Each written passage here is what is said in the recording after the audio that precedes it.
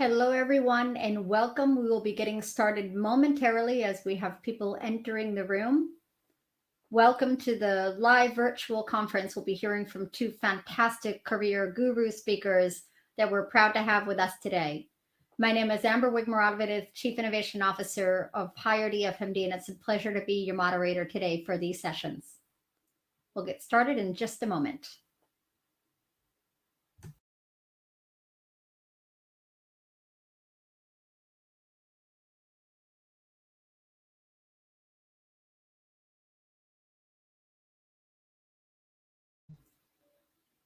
Allow me to start by introducing our first speaker of the day. We are honored to have with us Will Kintish, and let me just say a few words about Will.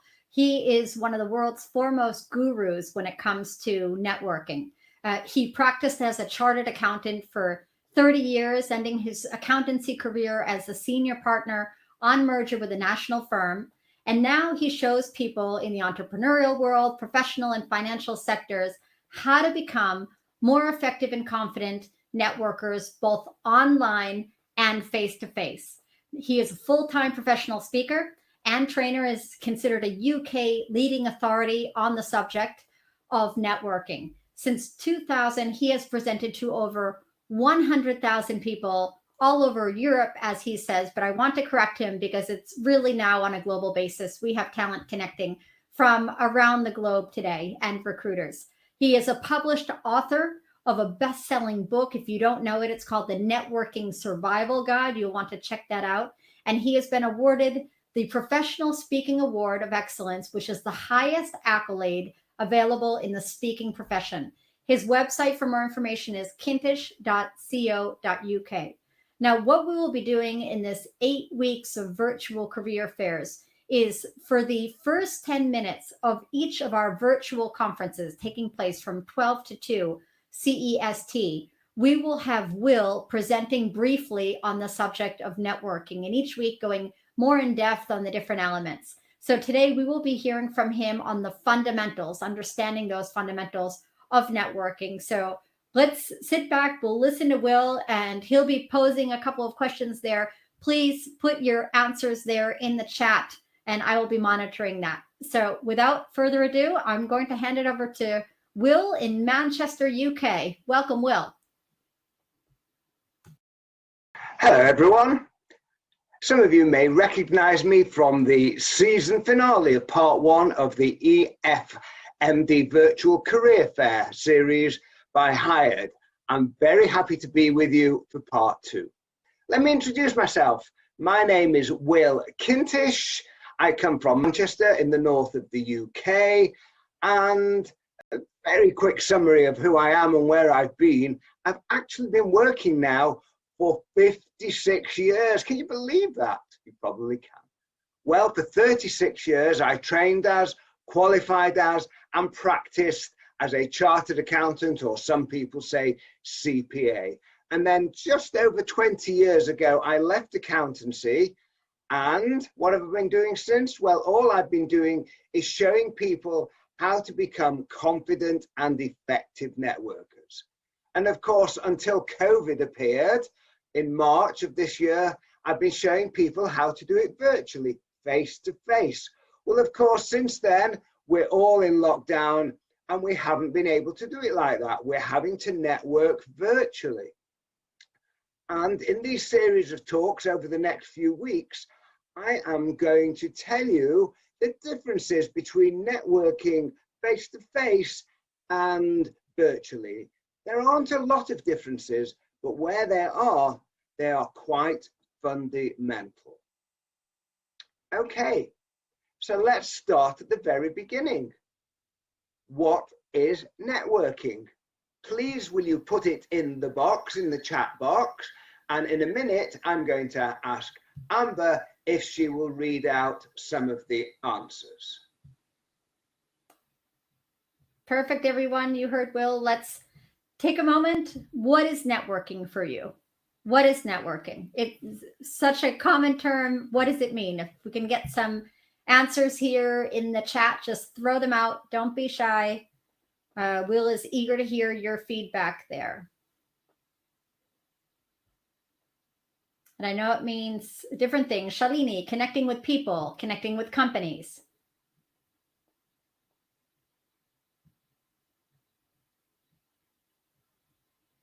Anyone else?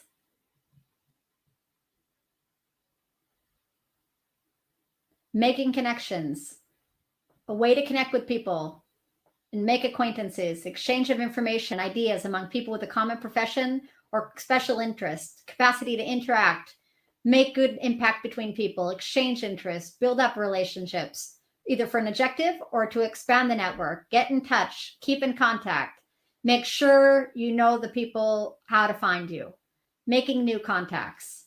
Excellent. Thank you. Correspondence with other acquaintances, building mutual beneficial relationships, a way to stand out, constant communication, the amplification of your personal labor profile to the world. Thank you all. Those are fantastic. Building acquaintances, linking individuals to allow them to operate interactively, process exchange of information, connect people on a professional or social level, interact with others to exchange information, develop professional to create a social bond. Fantastic. These are great responses, Will. Excellent question. Build contacts, network. Many of these could probably go into the definition. So why don't we hand it back to Will?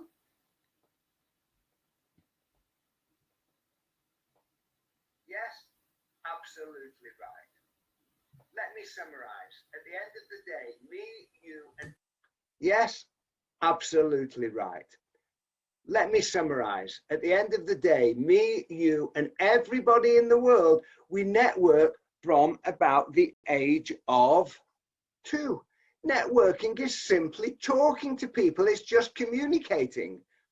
So I've been teaching people for the last 20 years how to talk to each other. And the reason I've been, well, I'd like to hope, successful in my 20-year career is because of the word networking. People are scared of it. And yet at the end of the day, as I've just said, it is simply talking to people. It's communicating. It's sharing each other's knowledge, experience, and expertise. And the first principle of networking, please always remember this, is to be kind, is to share, is to be generous, and always thinking, what can I do for you? Now, there are 3 key steps to building relationships. Know, like, and trust. You think about any relationship you've ever built with anybody, it has to go through those 3 key moments. So if you want to get to know people, when we can go back to physically networking, you need to go to more events. You need to talk to more people. Now, while we are in lockdown and we can't spend a lot of time in the same space as other people, my strong advice is not to be looking for new connections, but reinforcing and re-energizing past connections. Look through your LinkedIn connections and through your little black book of contacts perhaps, and go back to them, see how they're getting on, see if you can re-establish relationships with people. And then there is the like and the trust. And for me, if people don't like us, they won't want to give us a job. They won't want to help us. They won't want to introduce us to other people. So it's now your turn. Let me get my next slide. Do you like these homemade slides? I think they're better than PowerPoint in many ways. I want you to put how... Oops. In the chat box, I want you to put what do we have to do to get people to like us? Start putting your answers in there now in the chat. Okay. I'm here monitoring. Will wants to hear from you. Amber, what are people saying? All right, Will.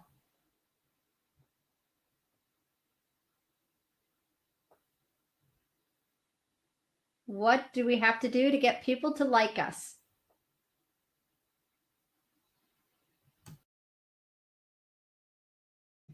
Be honest, stay true to yourself, be sincere, be authentic, be yourself. Smile, be friendly, be yourself, be authentic. Create rapport and find similarities, be nice. Smile, magic tends to happen, be friendly, be open-minded. Invite them for lunch. Listen more, show a genuine interest, be understanding. Know about them, focus more on the you more than on me, be polite, encourage them, embrace our uniqueness. Make them comfortable, get their attention by presenting ideas, share a belief, be nice. So we see a lot of honesty, sincerity shining through, authenticity, be collaborative, approachable, honest, enthusiastic, share valuable information, be true to yourself, be accommodating, authenticity, be genuine. There you have it, Will. Some fantastic feedback. Admit that you're not the smartest person in the room. Listen and be nice.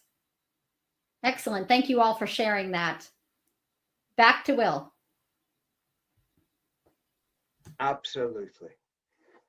I often say that networking is nothing to do with business. It's nothing to do with our careers.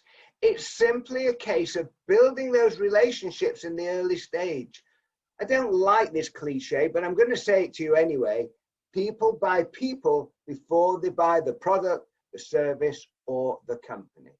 So everything is about personal communication. However clever you are, however many degrees you've got, however awards you might have got, if at the end of the day people don't like us, they will do everything they can to deal with other people and not us. So that is the second step. And then there is trust. Know, like, and trust. How do we get people to trust us? Well, as far as I'm concerned, there are two key ways. Number one is being reliable. I used to have two signs in my office over there. Sign one, do what you say you're going to do. Sign two, do it when you say you're going to do it. And that is how we get people to trust us. So if after you've met people and you've promised to email them something, you've promised to introduce them to somebody, you've promised to send them the latest report about something, please do it, and do it quickly. Learn this phrase, speed stuns. So if having met somebody either online or eventually face to face, and you fulfill your commitment quickly, people will think, wow, that was fantastic.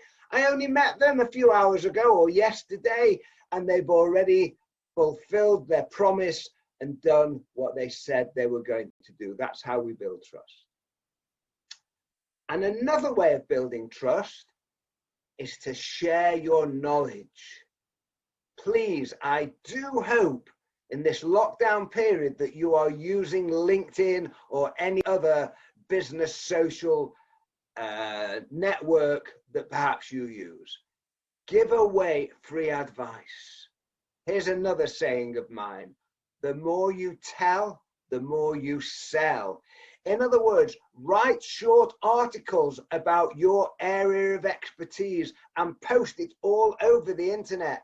And people will start to read your stuff and think, wow, this person knows their stuff. Maybe I can trust them. Maybe I can offer them a job. Maybe we can do business together if you're in business development. So those are the basics. I'm going to be turning up each week for the next few weeks until the start of Preparation Day virtual conference. I hope you enjoyed this little bit. Now, thank you for listening. Again, next week on Tuesday, 22nd of September, I'll be back 12 noon CEST. I'm now going to hand back to Amber, who will introduce our next speaker, Laszlo Avramov. Fantastic. See you next week. Thanks so much, Will. See you next week. So you heard it from the expert himself. Do what you say you're going to do. Do it fast. and share your knowledge. Thank you so much. And as Will said, we will have him back for each week of our virtual career fair weeks for a brief session, go further in depth on those. It's so insightful and valuable tips that really do have so much impact on your careers. So thanks once again, Will. And I'm happy to introduce our next speaker. We have with us today, Laszlo Avramov.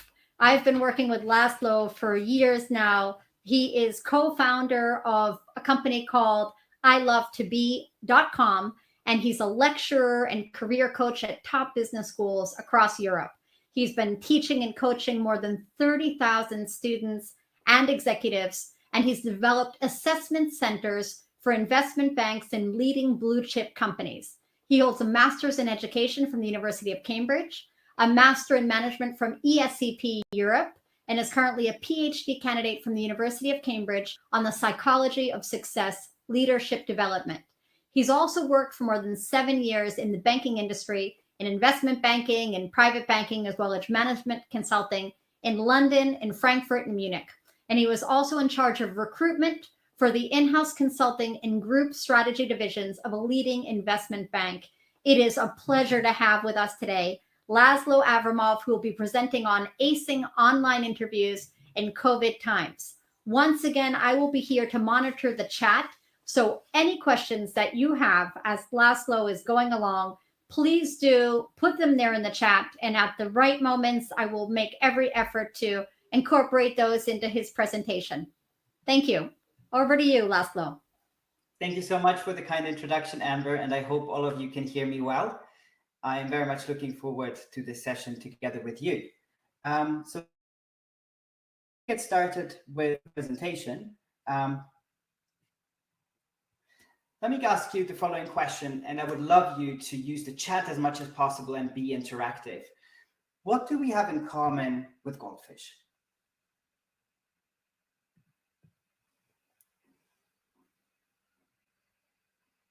This is also for me to check if you are awake, if you can hear me. So I would love to hear what you think we have in common with goldfish.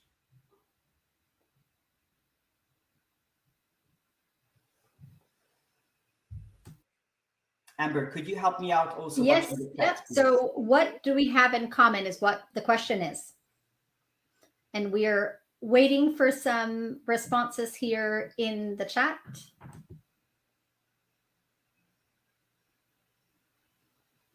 Short attention period, terrible memory, sometimes a short memory.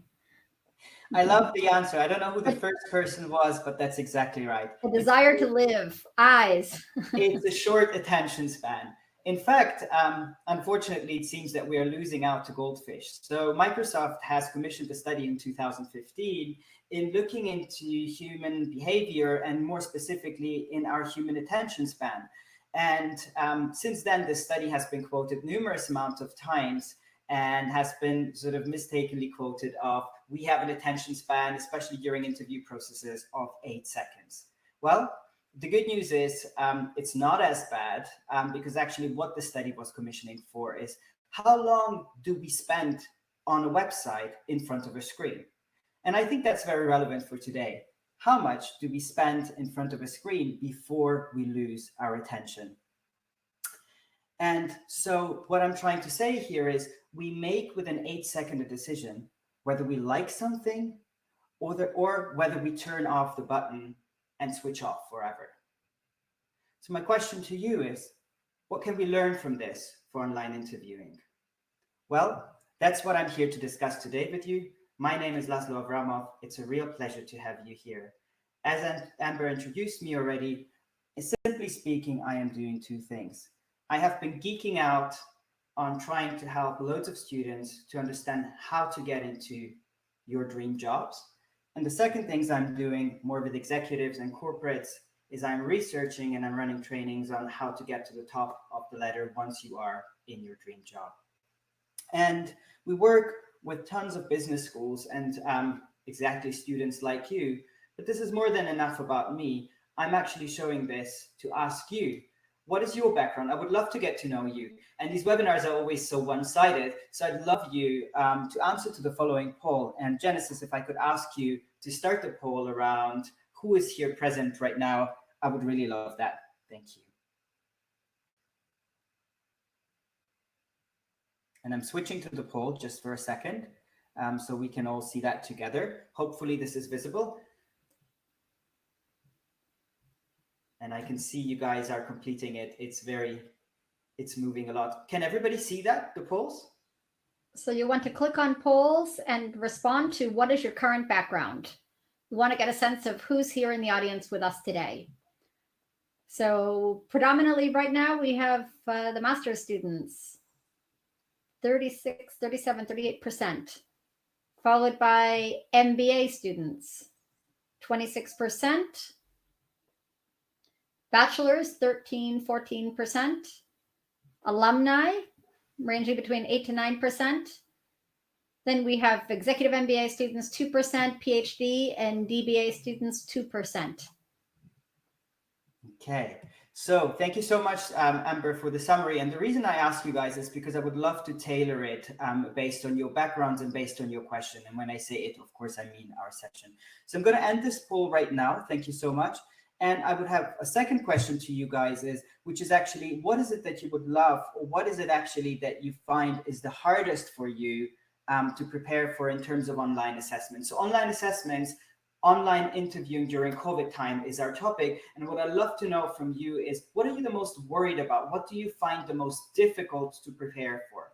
And if you go into your poll, you will see a couple of options. Pre-recorded video interviews, so those are one-way video interviews to which you need to answer. Motivational interviews. Technical interviews are industry-specific interviews, so those can be valuation questions in banking, those can be consulting questions, case studies, group role plays, or actually just landing a good first impression. So please take a moment, everyone, to vote. What do you find to be the most difficult online assessment to prepare for?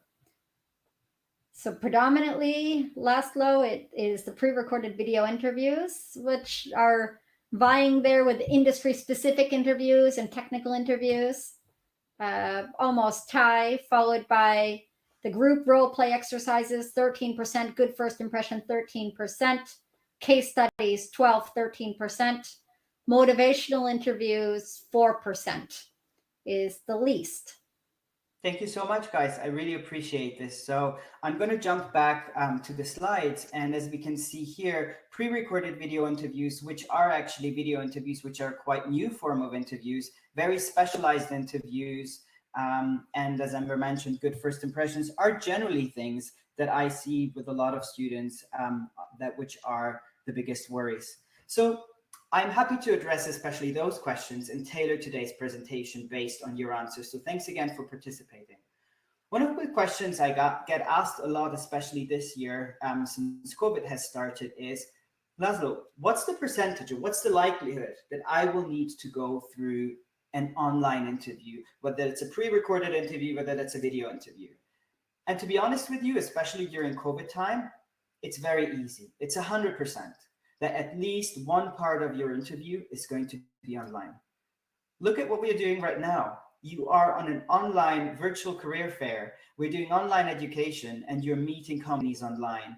And believe me, having talked to a lot of companies, this is going to become the new norm.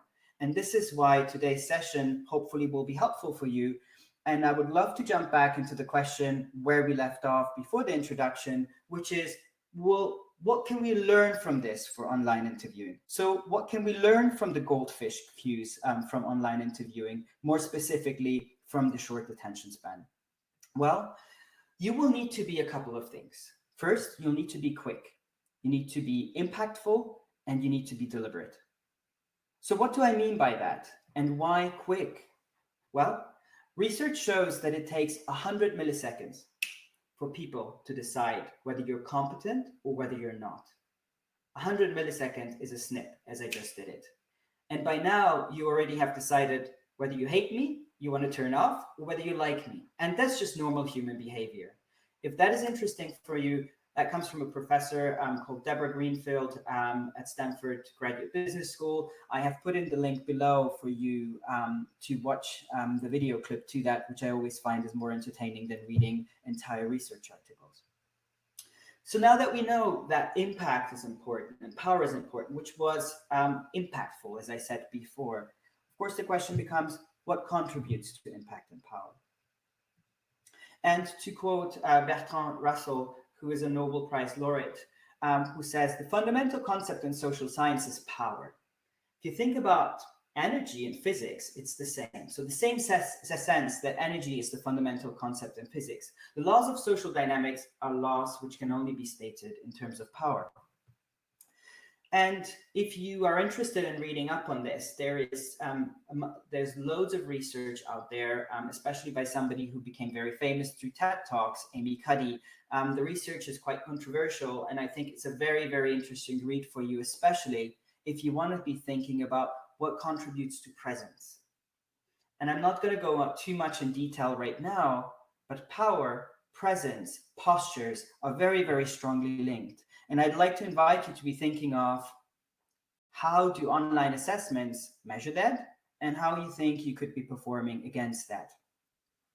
And when we talk about power, of course, we think politics. And looking at these pictures, these are being broadcasted everywhere by the BBC, by CNN, and they make us talk for a very, very long time.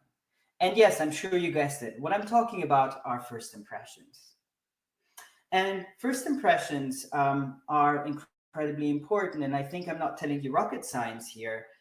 In fact, part of the reasons why I said, do we switch on, do we switch off after 8 seconds, have a lot to do with quite a few things. What do you think? And this is maybe for me to invite you to join the chat box. What contributes to first impressions? What do you think? So as Laszlo has requested, please put that in the chat at this time. What constitutes first impressions?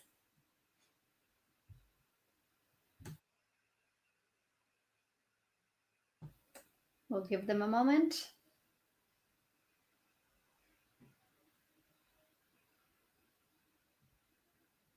And by the way, you don't need to just answer to me. You're always welcome to ask me any questions. And Amber, if I'm too quick and skip something, please let me know.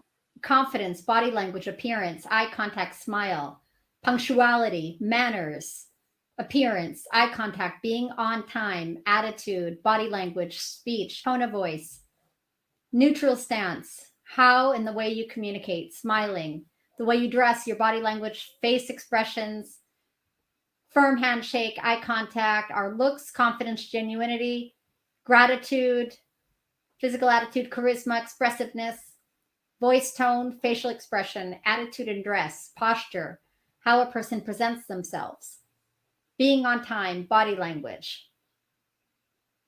Guys, you are absolutely amazing. I mean, I couldn't have said it better. So all of what you said and first impressions matter big times. Thank you so much for participating. I think you can absolutely continue the sessions, but absolutely you nailed it. So the way we speak, our body language, the way we walk up, the handshake or a lack of a handshake, the smile or a lack of a smile, our tone of voice are all incredibly important in forming first impressions.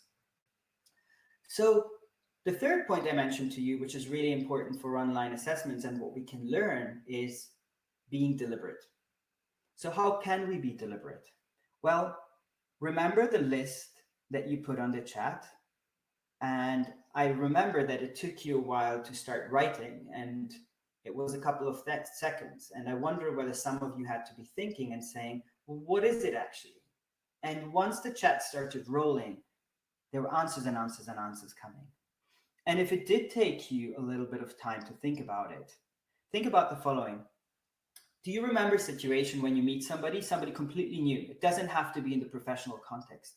And you went like, there is something I don't like about this person, and I can't put my finger on it, what it is. Yeah. So that happened for me quite a bit. And the really difficult thing is that these things are happening unconsciously. The entire list that you put up on the chat, or the entire list that we have had on this slide here, think about it. Many of these things irritate us, but we can't put our finger on it because these things are happening, as I mentioned, unconsciously. So much of your work and much of my work in terms of my research involves on how can we make the unconscious conscious? And as Jung said, until you make the unconscious conscious, it will direct your life and you will call it fate.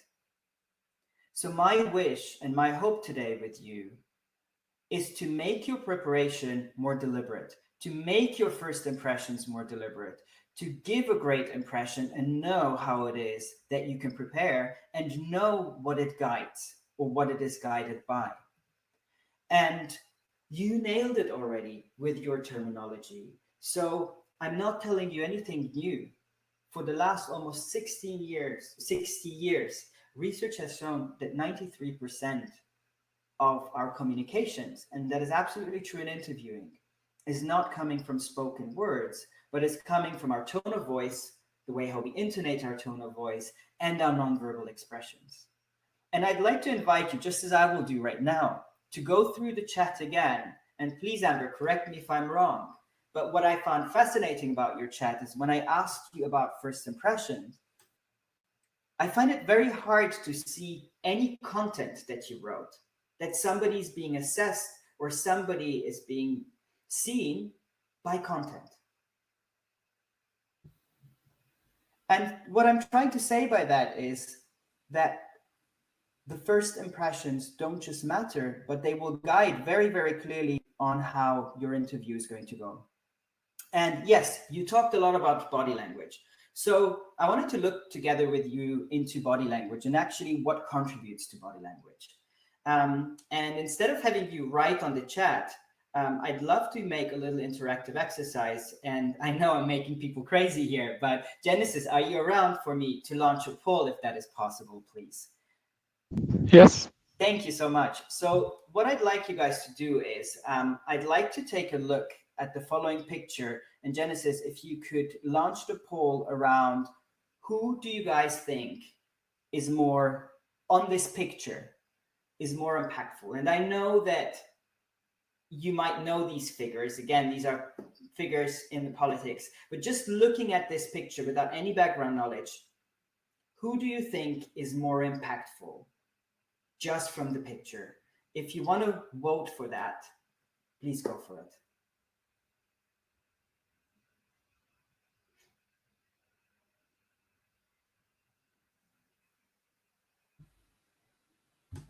So take a moment. For now, we have more than 70% the gentleman and more than 28% the lady. 74% gentleman, 26% lady. Let's give it maybe 5 to 10 more seconds.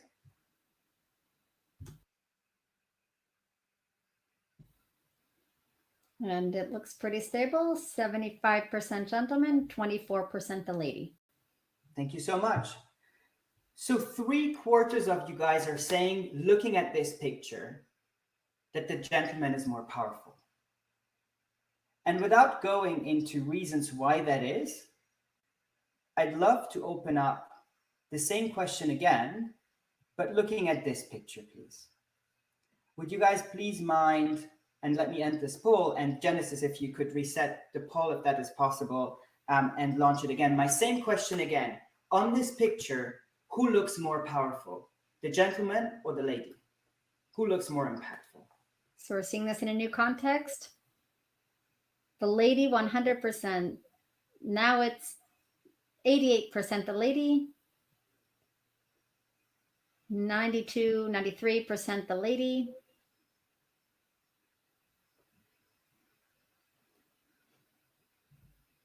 %90 the lady, 91% the lady, 8% the gentleman.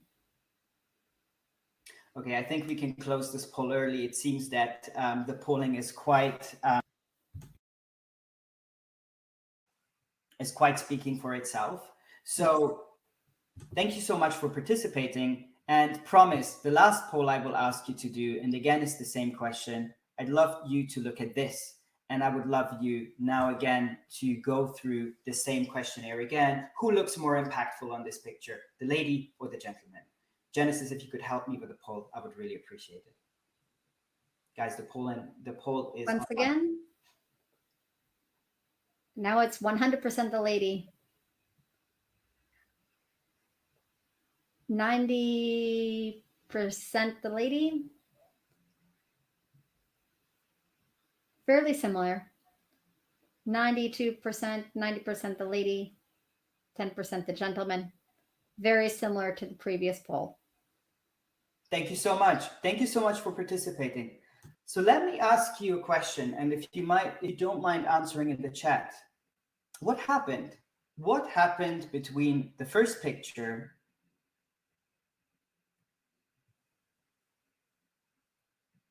and this picture? Feel free to write in the chat. What happened that in the first picture, 3/4 of you, 75% said that the gentleman looked more impactful and powerful, versus on this picture, it completely swapped and it went into 90-10 on behalf of the lady. What did you observe? What made you change your mind? It's the same picture. There you have it. When seeing it in a different context, share your thoughts. Context. The outfit, facial expression, body language, angle, context. The lady looks taller. Posture. Limited information, framing, size of the head and posture of the head. Body language, body language. More visibility in the second one. The outfit. First, she was looking down and he was looking in front and up. More information, height, context, the level of the body. The body of the lady was not present in the first picture.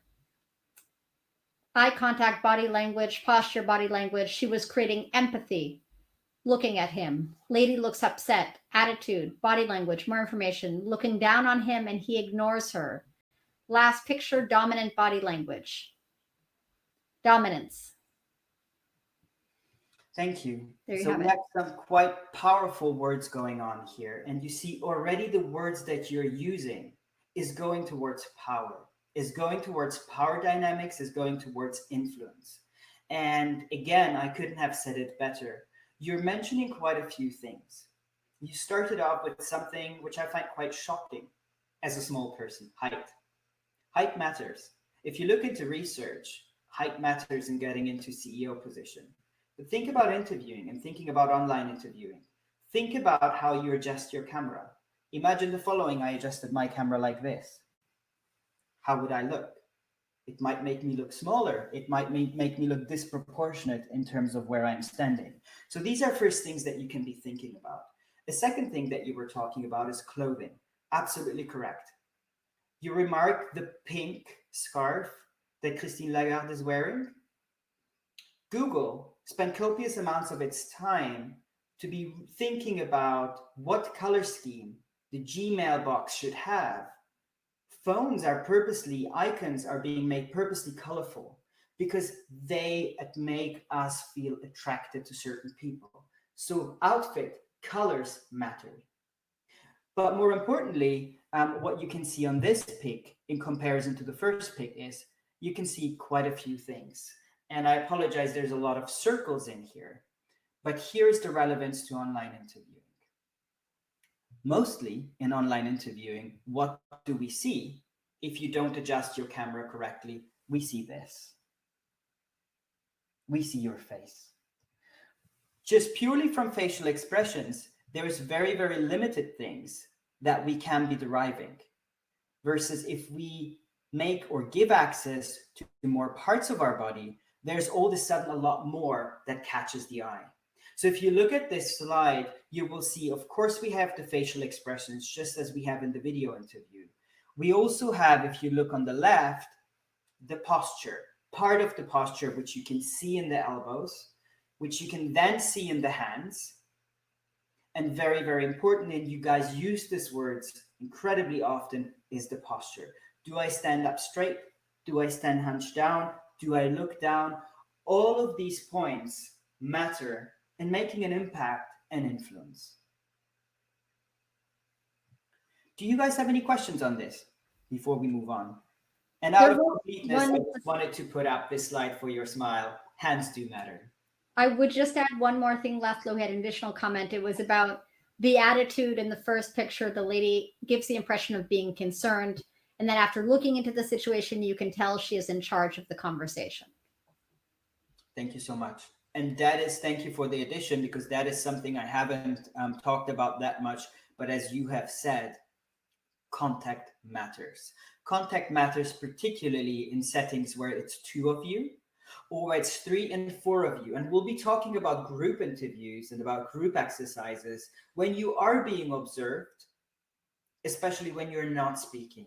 And nodding towards somebody, looking away at towards somebody, or looking potentially concerned versus caring makes a huge impact of how we perceive people.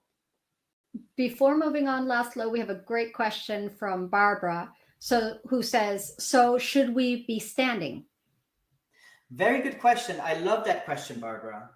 Look what I'm doing right now. It's not that you have to be standing because I am standing, but I choose to stand because there is one thing, and you nailed it, Barbara: energy. The problem with online interviewing is, again, if I were just like this and I had my head up, my only way of communicating with you in terms of energy would be either in terms of a monotonous voice or intonating my tone of voice and smiling. Standing up, you can already see my posture. But if you stand, because of course I could see sitting your posture, but if you stand, you have one other option, which is movement. And if you perfectionize moving and moving back and forth, again, in a coordinated way, you can instill even more energy. A question now about, what about talking with your hands during the recording? I think hands are incredibly important. And again, please be careful, it becomes cultural. And I'm not going to point out certain cultures. Certain cultures use their hands like all the time, and some other cultures are standing like this. And I was jokingly putting up this slide, but hands do matter. The way how we pose our hands and the way how we use our hands. So to answer to your questions, if possible, try to use your hands to emphasize something. Emphasizing means I'm making a point and I'm using both hands. If I'm talking like this, it might be commanding. If I'm finger pointing, I don't need to explain to you. So what you can look into is, how can you rest your hands, which is maybe keeping them out of the camera during online interviews, and then bringing them up if you want to emphasize something. So another question from Kira: does the camera angle have to show head to hip level? So hip level as in going down, yeah? Mm-hmm. Well, I recommend not to do that. First of all, it would be quite difficult. Second of all, I think it's more than enough to have the camera here. We'll talk about what you can be thinking about in terms of context. I think where we have it, when it cuts off the hand here, that's more than enough. I do like your question, though, about hip level. Imagine I had done the following, which I think a lot of us are doing, let's be honest. Imagine I was standing in boxer shorts here, or in shorts, and you're asking me about the hip level. I would have felt very uncomfortable showing myself. So one really important thing about interviewing is dress up, even if it's just for yourself. Have your complete outfit and attire ready. We have another question, Laszlo, about lighting on our face. Yes. So lighting on your face. Now you're going really into very good details. What is incredibly important is that you get lighting from your face. The worst thing is, and you're already thinking up front in terms of my slides, which I will get to just in a second, is the following. And we will go into nonverbal and the dilemma of online videos. And you're absolutely right. This is your answer to the question. The challenge with online video interviews is generally the following. A lot of people underestimate the impact of light. So one thing you do not want to do is you do not want to stand against the light. Look how my face would change, you see? So what I'd like you to do is to have sources of light, ideally coming from the left and the right, so that it's not frontal. If you need more light, and if that is important to you, you could buy yourself a little lamp, which is illuminating your face. But again, that is going more into the professional direction. As long as you get light, indirect light in your face, that is incredibly important. And it's also important, and we'll get to that as well, because in more and more online video interviews, there are algorithms assessing facial muscles, and that will be incredibly important for you, whether you get in or not. A couple of other questions, Laszlo, and you can feel free to incorporate them as you go on. If I can limit maybe 2 to 3, just in the matter of time, and I'm happy to jump back to the questions again. Exactly. So what about sitting on a chair and laptop on the table? Then there's a question about how important is facial expression during the interview and the background for a video interview. So we can leave it at that for now if you'd like to continue, and just feel free to touch on those points as you go along. Thank you so much, Amber, for summarizing also.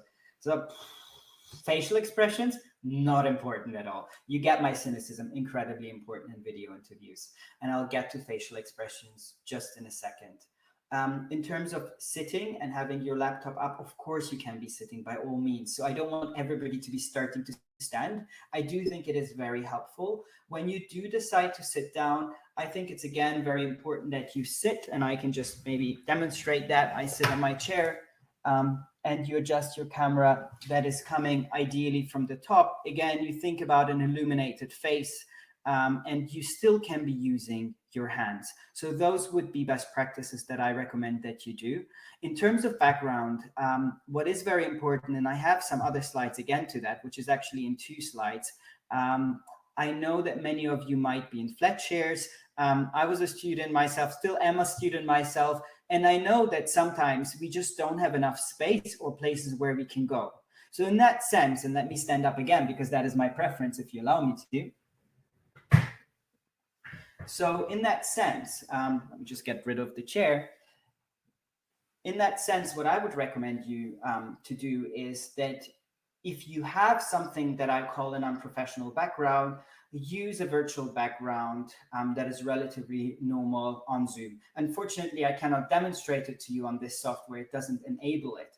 And that is, by the way, one other thing I'd like you to pay attention to is research up front on the company that is interviewing you which tool they're going to use. Zoom allows you to put in virtual backgrounds, but other tools might not be allowing you to use virtual background. So having a white neutral background, having a bookshelf can be a very good point. With the bookshelves, I just would be careful about that you think carefully about what books are behind you on the background, because people love to look into that. One thing that is a little bit less recommendation or recommendable is if you can see the toilets in the background, if you can see dishes in the background, because again, all those things give us a sense of chaos, not order, and unconsciously will start us to dislike you potentially. And dislike you because we make, in an inference in a second, we make inferences of what this could mean about you. I hope this answers to most of your guys' questions. And I'm happy, and I have reserved some time for some more Q&A, but I love the questions that are coming in. So please continue writing on the chat. And Amber, I'd love you to interrupt me at any time. Maybe there is even one more question, if it seems to me. Perfect. There was a question about investing in a good quality camera.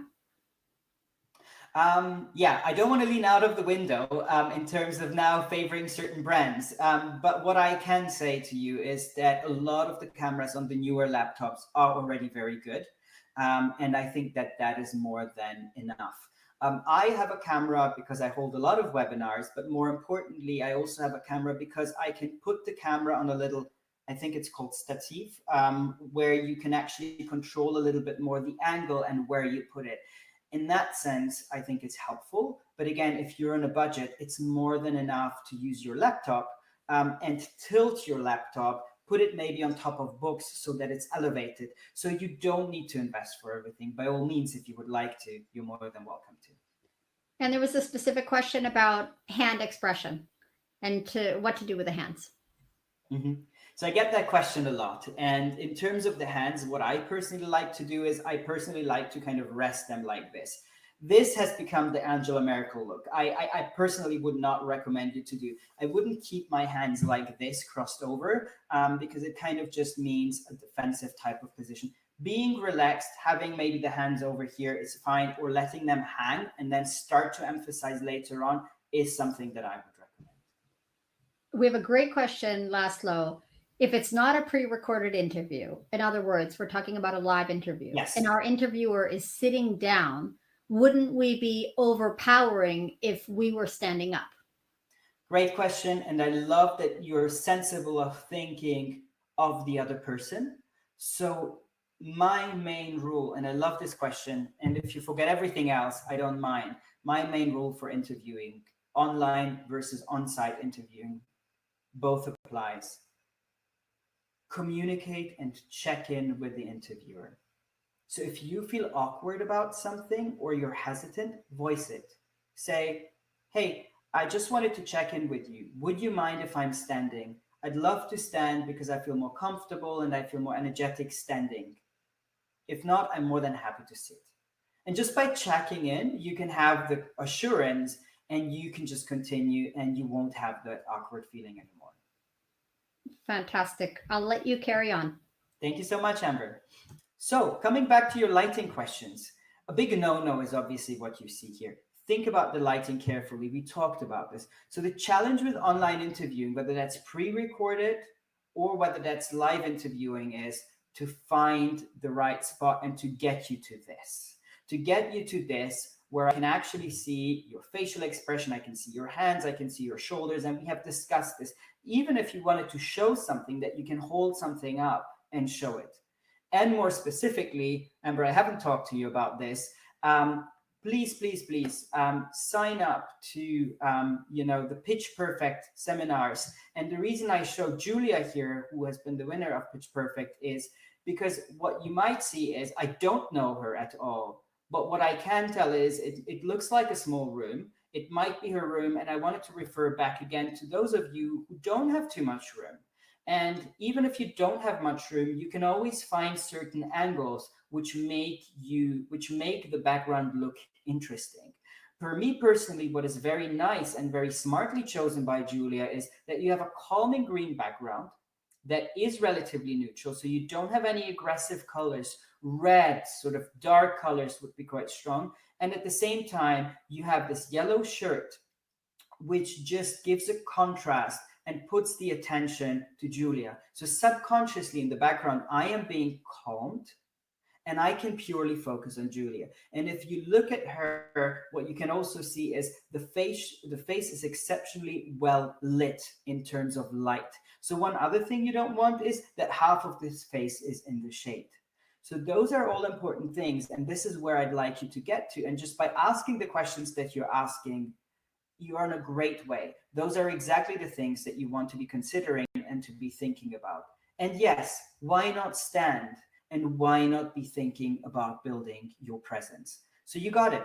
That's exactly the secret and the preparation and the setup for any type of online interview, whether that is live online interview or whether that is pre-recorded online interviews. I'd like to move on, and I'd like to talk to you a little bit more about the structure of interview processes. In the following on this slide, you can see a typical interview process and that's why I was asking, what is your background? For the master's and bachelor students amongst you, typical graduate structured recruitment hires or structured internship hires. On the MBA level, this is a typical process for leadership development programs, and we'll talk more about that a little bit later on. But even if you're targeting different type of programs or just, desk hire professions, meaning very specialized hires, the interview rounds will probably be similar. What I'm trying to say with this slide is that whether it's online, and as I told you, in COVID times, everything is happening online.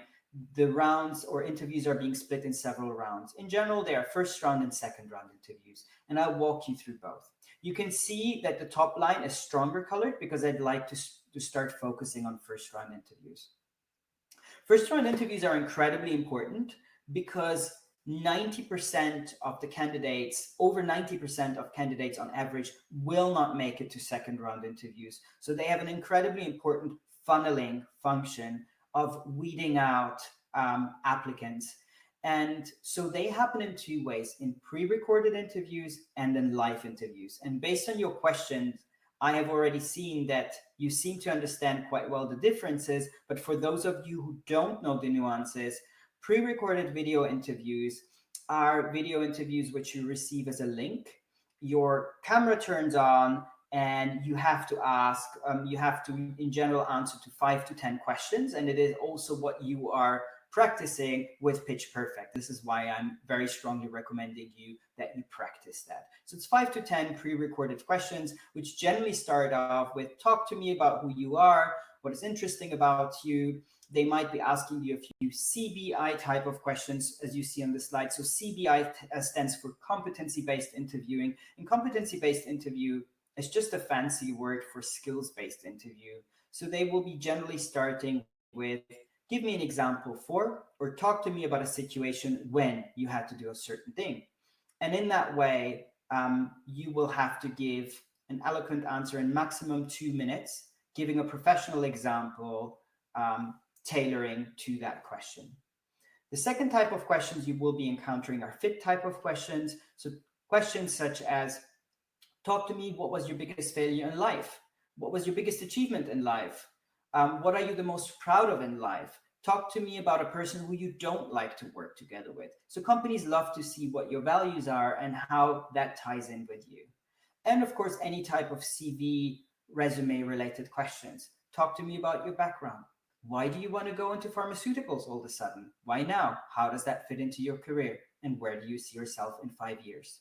So as you see, the questions that I'm asking you are not rocket science. And some of you might be thinking, hold on for a second. Well, where is the difference between online and being invited? In this sense, there is none in terms of content. Of course, in the delivery, we talked about it quite a bit. And of course, there is a difference in terms of format. So these questions that I've just mentioned to you are often pre-recorded, and those are called pre-recorded video interviews. Some of the companies, and I will go back on the slides, will decide not to have a pre-recorded interview, but to go straight to live video interviews with a representative. But as the number of applicants are rising, and there is generally a ratio of 100 applicants to one position, you can almost be certain that most companies will be using pre-recorded video interviews. What is important for you to know are 2 things about those interviews, and I'm very happy to stop and check in with you, Amber, whether there are any questions, is the following. Number 1, I'd like to talk about HireVue. Again, it's not to make any advertisement for any of the softwares, but a lot of companies are using HireVue. It's just a platform to be recording yourself for video interviews. And the reason I say that is because many companies integrate through this platform an algorithm, which essentially is analyzing, it's not a human being looking at your video, but the algorithm is analyzing your facial expressions, your facial muscles, your tone of voice, the content that you are saying, your movements, and how closely that gets to a video that has been pre-recorded by several of the company's top performers. And then a matching is being made on how well these criteria are suited or not. We can talk a lot about frustrations around this, ethics around this. This is the new standard, and that is something that I'd like you to be prepared for. And therefore, it's more important than ever that, yes, you have a good lighting, you have a good connection, because if not a human being is analyzing you, you want to make sure that all your data points are captured for the computer, that you don't fail this round for no reason. We do have a question, Laszlo, from the audience. Do pre-recorded interviews have a time limit? After opening the link, do we have to answer everything right away? Mm-hmm. Very question. So generally, there is a time limit already for how long you can take this video interview for. So before clicking on the link might expire in 2, 3, 4 days. It will be generally written in your email. And I assume this question was more on once you click on the link. So once you click on the link, you will have to take this video interview in one go. What that means is also that most companies will only allow to record yourself once. So if you feel you screw up, just continue speaking. Don't be frustrated, continue. It happens to all of us because most of the times there's just one take, and on average, there's 1 to 2 minutes to record your question. I hope that answers the question. Very good. And it seems they're listening quite attentively, so feel free to carry on. Okay, cool. One other thing you might see on the picture, and that is particularly true on the graduate level, less so on the MBA level, is that you will have to look out for aptitude tests. So those are GMAT-like questions, which are often integrated into these video interviews as well. And again, here you just see another slide again, what the computer is looking for on the facial expressions. One really important last point to mention is I make it sound, and I realize that every company is going to use algorithms to be looking at the video interviews. That is not true. So there is also a large amount of companies who will have human beings review your videos, but regardless whether it's a computer or a human being, especially if it's a human being, think about the attention span, think about first impressions, and think about your level of energy. 3 questions here, Laszlo. First of all, along with pre-recorded interviews, are the aptitude tests mandatory? Yes. So if the company asks you to do an aptitude test, and it's only if, and I would Google, whenever you go through an assessment, I would Google whatever the company name is, and then I would write online test, and you will see whether they are running them. If they ask you to do them, you absolutely have to complete them. It's actually a way of filtering candidates out. Again, that's mostly on the bachelor's and master level. A question here to touch upon ethical concerns. Would factors such as ethnicity, age, and gender not impact the algorithm? For example, if the top performers are male, would that mean the algorithm rates men more highly? Excellent question. So the idea behind it is that companies are recording representatives from different ethnic backgrounds, as well as, of course, male and female. And I am absolutely no expert, so I'm not going to lean out of the window. But what this software advertises with is actually that it eliminates this type of human bias. Unfortunately, that's all I can tell you about it. But yes, it is absolutely taken into consideration. Thank you. And how important is maintaining eye contact with the webcam? Super important. And one of the things I recommend you to do is that you put some Post-its next to your webcam, and that help you to directly look at the webcam, because we have a tendency to look, if I look at Amber, you can see I'm looking down right now. I'm not looking into the camera. And so those things are incredibly important. So my recommendation is you generally receive a question. You have 10 seconds to read that question, memorize the question so you don't need to stare into the screen, and start worrying less about yourself, but just look into the camera. And the reason why that is also really good, because when we look at ourselves, we get nervous. So just continue looking at the camera. Excellent. And a question about if someone has a poor laptop quality, is it all right to do the interview on a mobile phone? Yes. So think about when you do it on a mobile phone. So my recommendation is do it on the laptop. The mobile phone is a little bit more difficult to adjust. It might have less functionalities. I would check in always with the company. So my short answer is yes, it's fine. But think also about the phone, whether you then put it into horizontal or whether you put it into vertical, because that will change the picture of how you're being seen.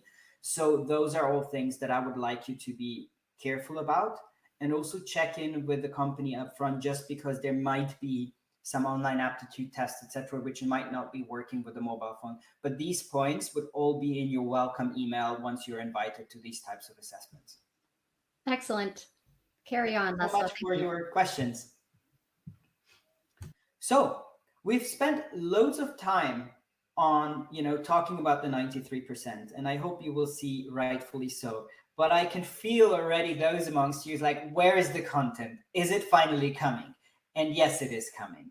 So the first question you're generally being asked, and this is a question for the chat again, I'd love you to type away on the chat, is the first question you will be asked in any interview is walk me through your CV or introduce yourself. So my main question here is, if you were a recruiter, what would you be looking for first and foremost? And before you answer, I'd love you to imagine the following. You see minimum 10 candidates per day, and you interview at least twice per week. What would you be looking for first and foremost from a candidate when answering this question?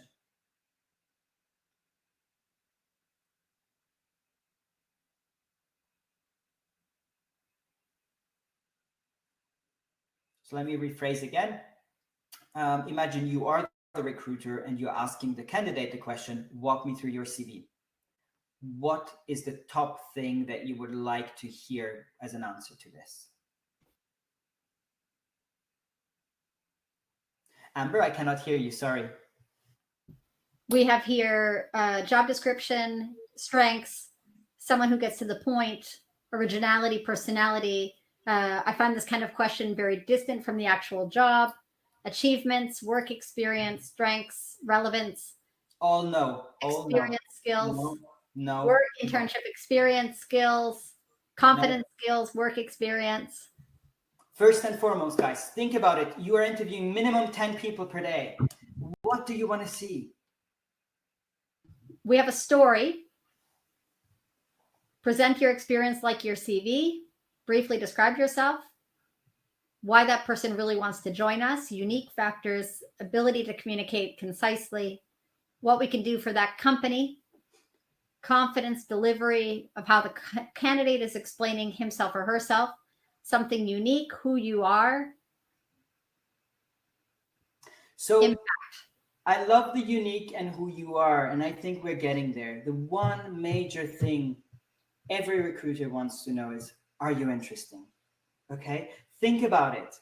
You're interviewing 10 people per day. This is your job. And what you don't want to hear is, I'm an XYZ business school student. From 2017 to 2018, I've done this. From 2018 to 2019, I have done that. So that's boring. And that's interviewing from yesterday. So what you want to do, and think about it, human attention span. A pitch should be maximum 1 minute. There is a reason why higher ed is asking you to keep it short, because we can't capture that much information. At the end of the day, a hiring decision is being made very, very, very quickly. I'm not going to overstretch the chatting, but so I am not going to ask you yet another question. But research has shown that in 5 to 15 minutes, 55.9% of recruiters were making a hiring decision, whether they would hire somebody or whether they would not hire somebody. And that would vary, of course, on the seniority level of the recruiter, how much experience he or she would have. So imagine after 5 to 15 minutes, we're making up our mind of whether we want to make an offer, not just whether we like you, but whether we want to make you an offer or whether we don't want to make you an offer. Why would you keep your introduction to 5 minutes? And to those of you who are really polite and just don't want to write into the chat, well, Laszlo, hello, you're not answering to the question. It's walk me through your CV. Here's an offer that I have to you. Cluster. When I say cluster into 2 parts, actually 3 parts. First, your academic background. Second, your professional background. And third, your personal background. What makes you you? What makes you interesting? So an example could be, and this is completely made up, hi, my name is so-and-so. I am Hungarian-Bulgarian by background. I have studied in 4 different countries. My background is business, education, and psychology. I have spent over 7 years in the industries of education, investment banking, and consulting. And I am a passionate chess player and have been playing that on a national level for over 15 years. Guess what you will remember? Probably the chess player bit. The funny thing is, we spend so much time in thinking about how do we fit in, and we spend so little time about how do we stand out. And the how do we stand out is the interesting part, and is particularly important on the graduate level, bachelor's and master's, especially when you don't have that much professional experience yet, that you talk about your extracurricular activities, whether that is your societies that you have been involved in, whether that has been charity, whether that is sports that you have been playing. And so is it on the MBA level, because as we know, MBAs are around career transition. So I'd love to know what is interesting about you. I'm okay if you career transition, but I want to know I'm working with a human, especially when we are communicating online. This becomes so important that we have a reason to connect on. And for those of you who are polite and who are telling me, well, you are still not going through all the CV, and if you're worried about it, well, why don't you finish your 1 minute pitch with saying, this is my short introduction to you. Would you now like me to go into further detail about my CV? So again, you leave it up to the recruiter to make the emphasis where he or she wants. So essentially what this becomes, it becomes about building your brand. Because the secret about recruitment is that people will remember you for one or two things, and that will become your brand. And those one or two things are generally not the school that you went to and is not the professional experience that you have. So that's what you need to know in terms of introducing yourself and going through the personal fit type of interviews. And as I told you, we will be talking about content. And again, what I'm actually trying to tell you is go and research. Go and research up front. This is a sample. For people who are interested in going into finance, there's a website called efinancialcareers.com, and they have Goldman Sachs, JP Morgan's previous higher view interview questions that they used to use. These types of questions, guys, are not rocket science. They're floating around on the internet. So this is just to give you a sample. And it becomes you who needs to become deliberate about getting those 7% content points right. We have a question, Laszlo, which applies to the being interesting. And it says, so what happens when you don't have any interesting extracurricular activities? Mm-hmm. You know, what I recommend you to do is that you put yourself in pairs, put yourself with friends. And I have this so often, and I'd like to give you this example. I had after my class, two people come to me, and this was a lady and a gentleman. They seem to be friends. Hence, I tell you, put yourself in groups of friends. And the lady would come to me and say, well, Laszlo, what if I'm really, really boring? And I was like, oh my God, like, where does this go now? And the lady would say exactly this. What came as a comment is like, I don't have any interesting extracurricular activities. So here we go. And we started talking, and I said to her, like, hey, what do you enjoy doing? And she's like, nothing. And then finally, the friend next to her was saying, well, you really enjoy cooking. And the lady went like, well, that's cooking. And I was thinking to myself, well, that's cooking. Without judging whether that's now the most interesting extracurricular activity or not. You do not mention just your activity. Oh, I cook, I play football, I swim. That's not giving context. So I started asking her, like, tell me more. What do you like to cook? And she went like food. I was like, oh my God, please tell me more. And I saw that she was from Ghana. And I was assuming, well, maybe in Ghana, she had her bigger community and she was maybe cooking for the community. So I was asking her, hey, do you cook for other people? Do you sometimes cook for the community?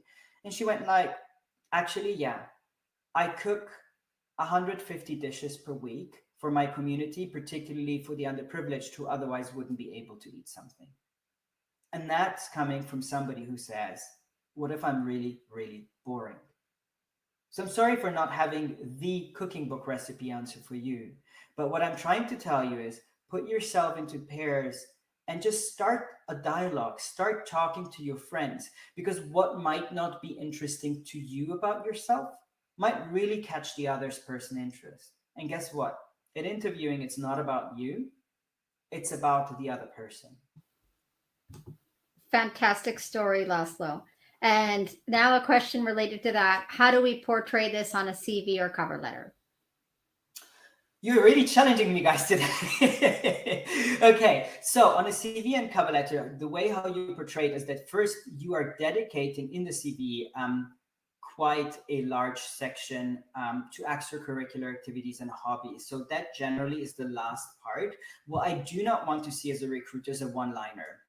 I like cooking, skiing, tennis, rugby, swimming. Not interesting. So less is more.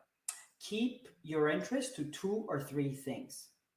And select the sport, select the charity, select the association, select whatever activity you do that you have been either doing the longest for, have been involved the most for, means the most to you, and quantify and explain. You know, it sounds very different to say, I like hiking versus I have climbed 20 peaks over the last summer, which already is quantifying and makes it more interesting. And even more interesting becomes of, I'm a passionate climber, having climbed 25 peaks in the French Alps over 3,000 meters in 18 days. So that gives context to it as well. So that is where you put it on in terms of your CVs. And in terms of cover letter, make sure, again, less is more.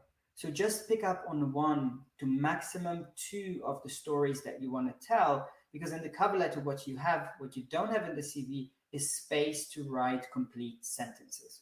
So that's how I would portray that in a cover letter. And by the way, it's a very good question, because that's the way to set your foot into the door.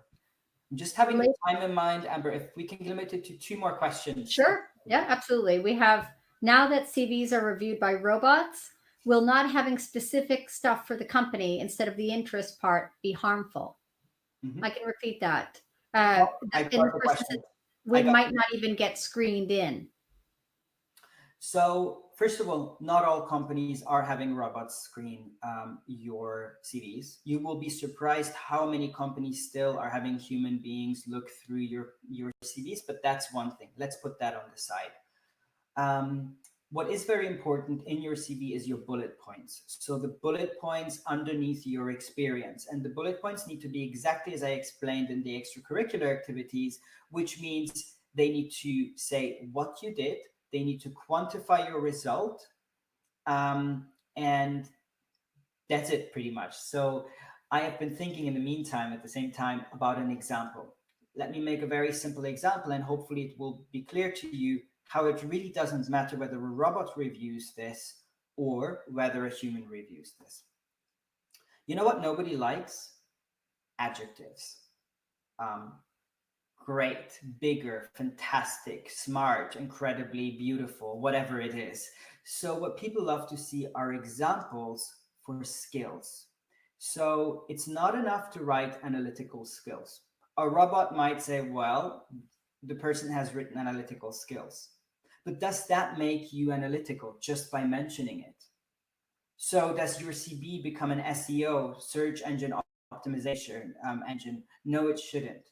And robots are smart enough to already weed that out. So what you need to write is, I have, as an example, in my previous experience at this company, I have reviewed the 3 financial statements of 24 different companies and projected future cash flows on Excel.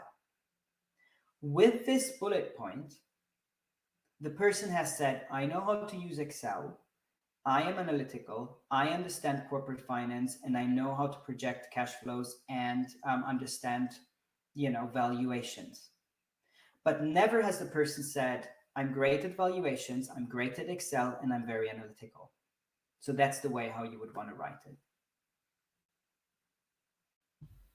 So thank you very much, Laszlo. No worries. Any other questions? Last question. No, you're free to move on. All right, cool. Sorry, guys, it's not to cut you off. It's always balancing sort of to give you as much information as possible. And I wanted to walk you through a couple of exercises in terms of content, what is still coming. But overall, what it becomes to in first round interviews, whether that's pre-recorded right now or whether that is a full-time one-to-one interview, is your presence, the way how you come across, and quite frankly, the content. And I get a lot of people asking me like, well, how do we create these great impressions, and how do we create our brand, and how do we answer to all of these questions that we have showed you? Practice. And when I say practice, don't practice by writing down your answer or by going through your answer in your mind. You want to practice through talk. And what that means is you want to record yourself. And today with technology is easier than anything. Just take your phone and record.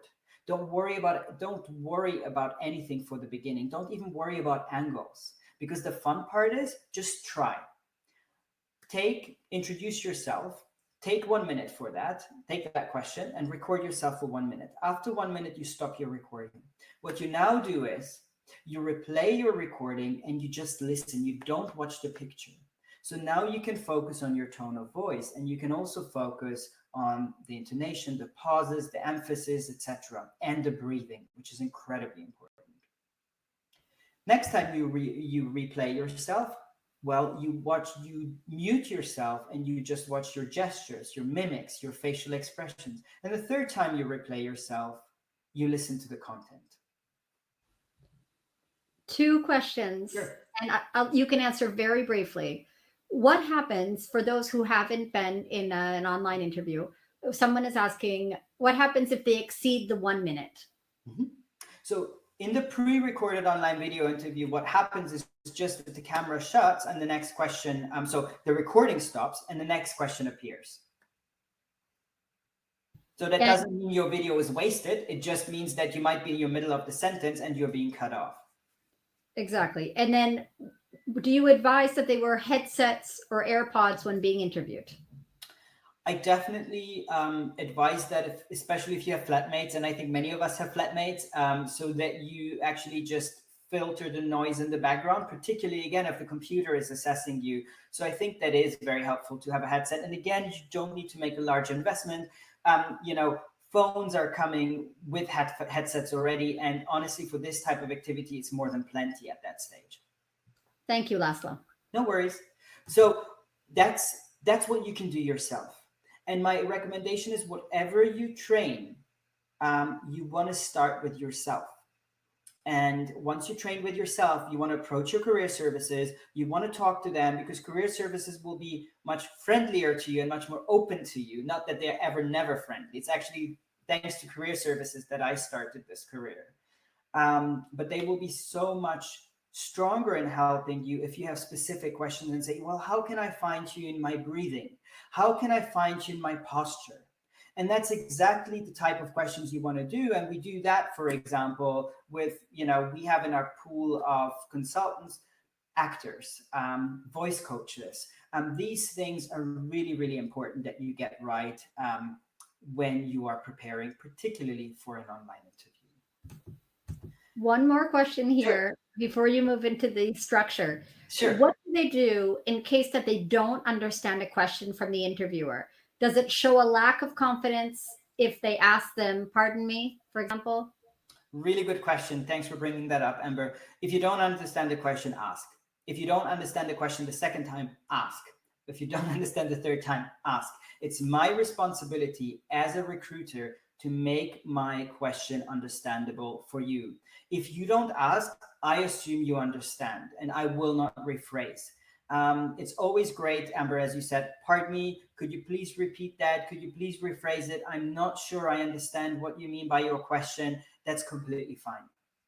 And sometimes, by the way, talking maybe also already about this slide, where you can see the industry-specific interview, certain industries or sectors, such as consulting or tech, might be doing something called case interviews. And part of the case interview is purposefully not giving you all of the information and is actually testing on exactly as you said, Amber, before, is like, is the candidate confident and also switched on enough and has the relationship building skills to understand, oh, I might want to inquire, I might need some more information. Never forget, an interview is a dialogue, unless, of course, it's a pre-recorded interview. Thank you. Thank you so much. So for those of you who are a fan of content, and I also love content, I'm just going to walk you through a little bit of the structure of interview processes, and we're going to obviously very heavily focus on online interviewing here. But what you see here is the block that is lit up is second run interviews. And these second run interviews, at least in Europe, are often being called assessment centers. In the US, North America, they are being referred to as super days. And assessment centers and super days are taking place over half a day or a day, but we'll talk more about that in a second. And each of these, on the right-hand column, what you can see on the slides, blocks represent at least one 40-minute interview according to different topics. And for me, it was just important to introduce you guys to what the topics are that are being tested. And I would actually like to steer your attention to the third box that is not circled. And it's not circled because, as you might see, that was already something we discussed in first round interviews and in video interviews, which is the CBI and the FIT interview. And some of you might be asking, well, why does it get repeated? Well, it gets repeated because it's really, really important. It's one of the more important factors in hiring, very simply speaking, do I want to work with you or not?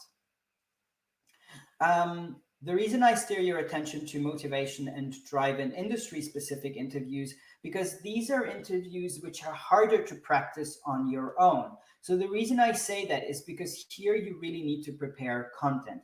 I'll give you an example. So, and I'll purposely take two different industries, not to maybe be as diverse as possible. So motivation and drive is generally about why this company. So say you wanted to go into tech and you're applying to Amazon, then a lot of the questions you might be getting are around not just Amazon's sort of pillars and values, but it would be around why Amazon? Why not one of our competitors? Who is our competitor? Where do we make the most revenue from? What are our newest products? What are your three favorite products? And how would you actually improve them if you were to join us? And imagine having a conversation like this for 30 to 40 minutes. The second type is industry specific. So industry specific is, well, and that might be following on is like, well, why did you decide to go into the tech sector? Why not be in the entertainment or media industry? By the way, how does our sector in Google, how do we overlap with entertainment and media? And by the way, who are our top competitors? Why don't you join TikTok or why don't you join Facebook? What makes you stand out about Google for us? So it's getting an understanding of the industry. By the way, and these are very, very typical macro questions. Due to COVID, where do you see our interview going? This is a question I would have prepared from the beginning. How did our industry get impacted by COVID? Okay, so this is something I'd like you to prepare for. There's three ways to prepare for this. One is you definitely should obviously go on the company's website. My recommendation is don't go on the recruitment website, but if the company is large enough, go on a site which is called, for those of you who are finance students, you will straight away know. For those of you who don't worry. It's called Investor Relations. So the public companies which are on the stock exchange, which are large companies, will have a section called Investor Relations. And there you would want to go into quarterly reports or investor presentations. And the reason I say that is because those are nice PowerPoint slides which explain the strategy of the company. And they touch on where the company is making revenues from, what their products are, what the competitive landscape looks like, and that will give you a really nice first background information. Second, what I'd like you to think about is leverage your alumni as much as you can. Don't contact, and Will has been talking and will be talking a lot about networking to you, so I'll keep it short, but don't contact the most senior people. Contact people who have been out of school 1, 2, 3 years ago, who understand you, who can help you out, who can answer you to question, and who will give you that extra insight that will be helpful in terms of preparations. And third, if you then feel ready and if you then have practiced and recorded yourself, your answers to some of these more, let's say, technical questions, then you want to approach your career center and you want to talk to them and say, well, is there somebody who can do a mock interview with us? And career centers often work with alumni or with people who do mock interviews. We work with a lot of career centers. We have, for example, 60 consultants over, 50 countries spread who are actually preparing exactly for this. So what you want to do is you want to approach your career service center. You can work with us, whatever you want to work. You want to work with somebody who's a professional who knows the industries, who can actually ask you those types of questions. So in terms of content, pure hardcore content, that's what I would be focusing on. So it's again the questions that I mentioned and the slides that I have shown you previously with the CBI and FIT type of questions. If you get this content right, in terms of content, there's really not much more that you need to worry about.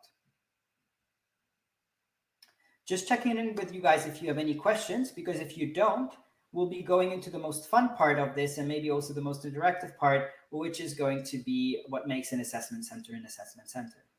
You can continue. Okay, And thanks. we did have a question from before that you might want to incorporate it at some stage. Oh, It's how to improve my aptitude test performance. So whenever you feel that fits. it's a good question, and thanks for checking in. It's a hard question to answer.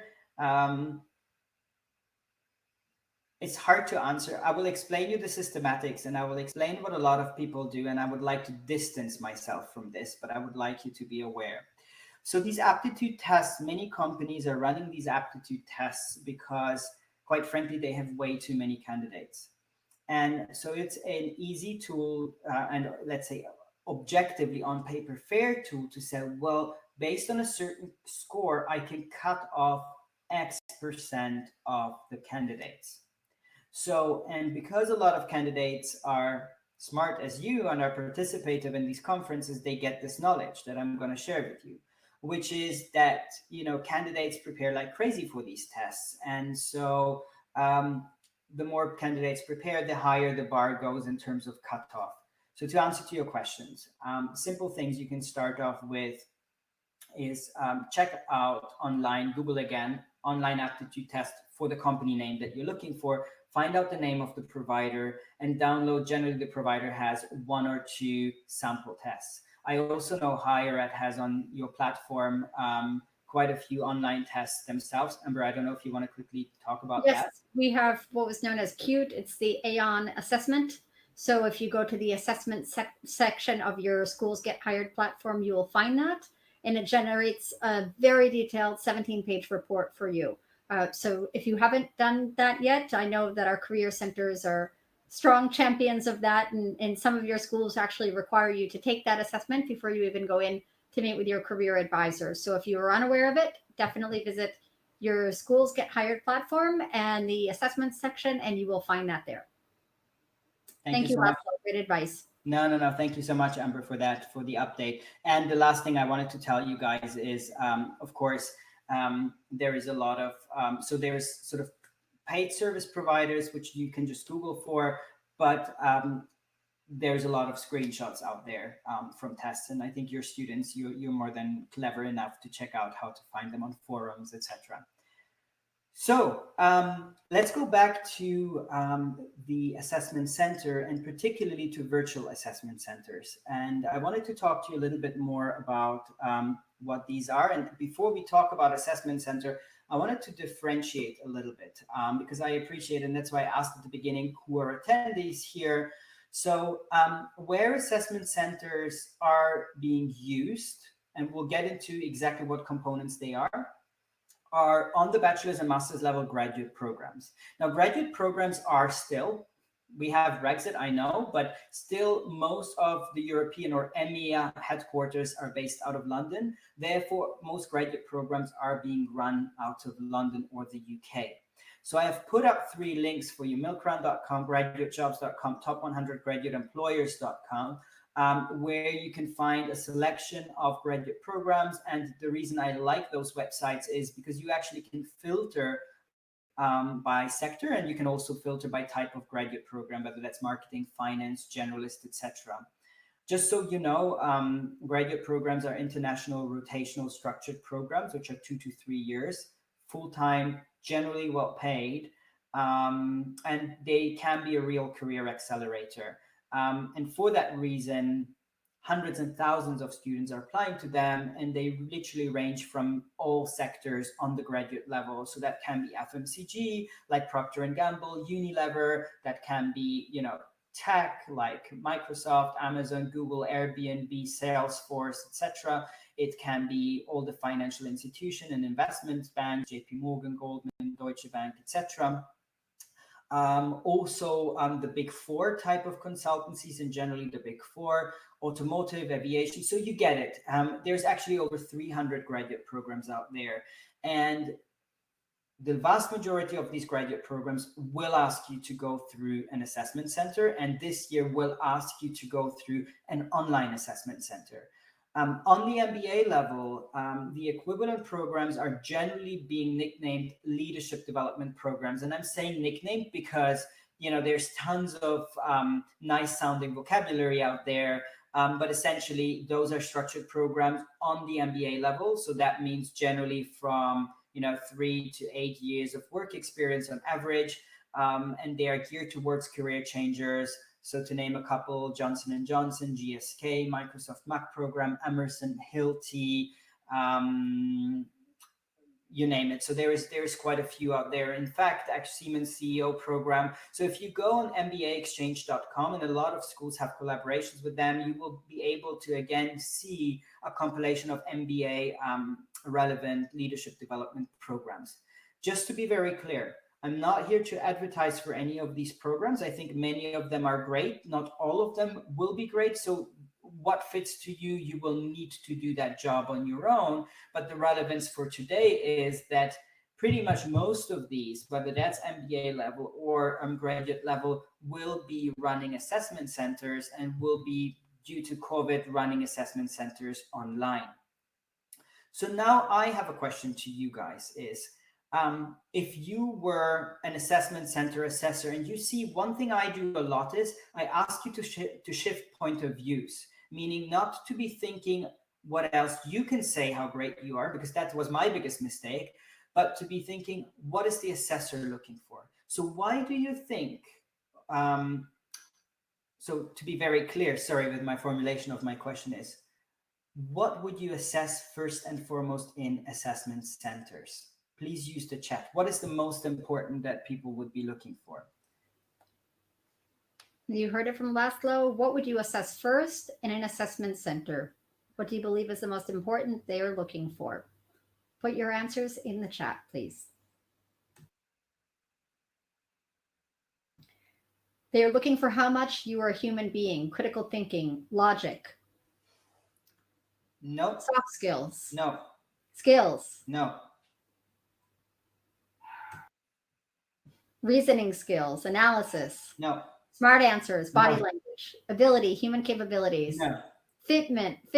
No. How you are in a team. Are you a No. follower, team leader? Do you care No. about others? Ability to solve problems, adaptability. No. Fit with team members, core values, involvement, communication skills, scope of improvement, No. if they like you. Whether you fit the culture, confidence, role in a team. Filtering. No. Culture So fit. the answer is they are testing everything. And before all of you go to hell, Laszlo, with everything, let me clarify. Don't you get frustrated when you ask HR, what are you looking for a candidate? And HR tells you, we're looking for a well-rounded candidate. I think that's incredibly frustrating. But I want to explain to you what that means and what my silly answer with everything means. Of course, many of the points you have put into the chat are incredibly relevant. But one thing that I'd like to point out about this everything is the following. Think about it the following way. Every company or larger company will be assessing you based on competencies. And as I told you before, competencies are a fancy word for skills. So let me show you an example. Imagine this iPad was a coordinate system. And now I'm just going to make sure that I move the camera a little bit down. So imagine this was a coordinate system. And I had several competencies that I'm measuring in an interview. Say here says analytical skills, communication skills, structuredness, critical thinking, nonverbal communication, etc. You get the sense. And say there is a scale from 1, which is the lowest, to 10, which is the highest. What I'm not looking for in a graduate program or in a any type of assessment that is generalist is I'm not looking for somebody who's 10 out of 10 analytically, 2 out of 10 in communication, 2 out of 10 in creativity, 10 out of 10 in terms of structuring. But you get it. What I'm looking for is you don't need to be 10 out of 10. But I'm looking for solid performers who might be 7 or 8 out of 10, but that they can perform across the multiple different competencies. So what I'm looking for is I'm looking for generalists. I am looking for people who are well-rounded. Now, for those of you who are MBAs, I'm sure this will make sense to you, because if you want to go towards a managerial or leadership position, you need to become a generalist. You need to move away from, let's say, just the engineering, just the legal, just the business background, but to start looking into a more holistic and balanced perspective. I love the comment by Mfo with the balanced individual. And so, yes, you guys get it. And even if you're looking at the graduate program, yes, you will still be mostly the person who's at the data, but I'm equally looking for, can you stand your point of view and actually if I might disagree with you with your as a superior, can you explain to me why you came up with that solution? So that's why people are looking for a well-rounded person or for everything. That's basically what I wanted to say here. One thing I wanted to tell you is, and I can see that the chat is still going on, and I'd love you to continue writing in the chat. The next question is, imagine an assessment center is generally minimum half a day, sometimes a full day. What is the biggest difficulty just knowing this format, half a day or 1 day? What is being tested just purely knowing the format of half a day to 1 day versus just having a one-to-one interview?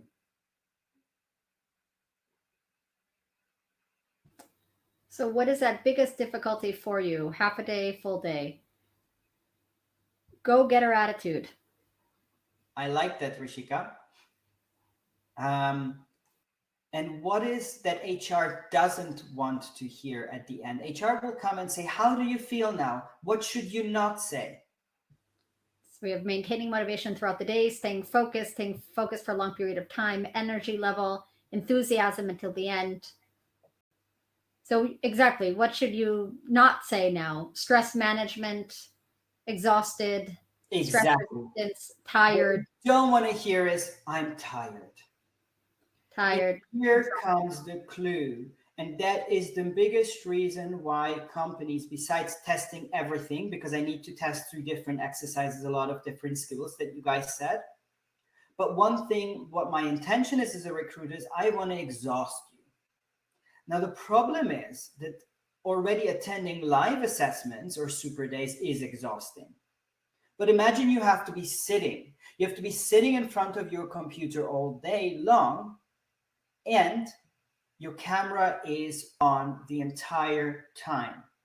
And what I'll do for the last, let's say, 10 minutes, so that I can leave you some time for questions and answers at the end, is when you go through an assessment, most companies will require you to have your camera switched on at all times.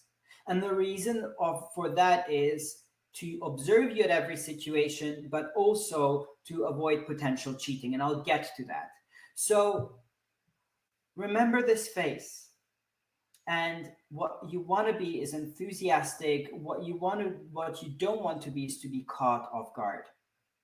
So one of the things I will refer to quite a bit is we're running something called the Wake Up Call, which is our online assessment, and which is actually replicating real assessment centers. And as you will see on here, generally assessment centers are minimum 6 hours, and they include the following structure. And this is something I'd like you guys to prepare for. They generally have an industry-based case scenario. They will ask you often to make a personal pitch. They will put you into group, and generally they will, put conflict there because they would love to see how you deal with conflict. Of course, we already talked about number 4, so we will not talk more about it.